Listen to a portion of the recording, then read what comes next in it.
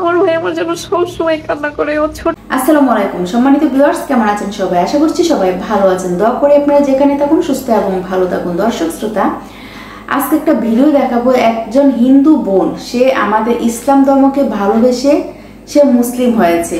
সে আমাদের ধর্মকে ভালোবেসে কিন্তু তার নিজের ধর্ম ত্যাগ করে তারপর সে ইসলাম গ্রহণ করেছে।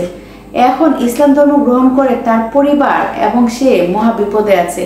দর্শক শ্রোতা, সে মুসলিম হয়েছে, তার ভালো লেগেছে বিধায় কিন্তু সে ইসলাম ধর্ম গ্রহণ করেছে।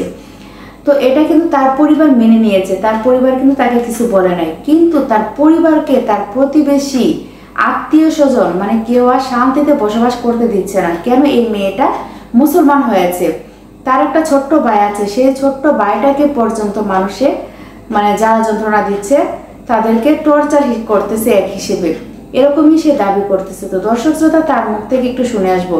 আমার কথা হচ্ছে, আমার ভালো লেগেছে, আমি জেনে বুঝে তারপর একটা কাজ করেছি। যেহেতু আমি প্রাপ্তবয়স্ক, তো আমি অবশ্যই আমার জীবনের একটা সিদ্ধান্ত নেওয়ার অধিকার আমার আছে।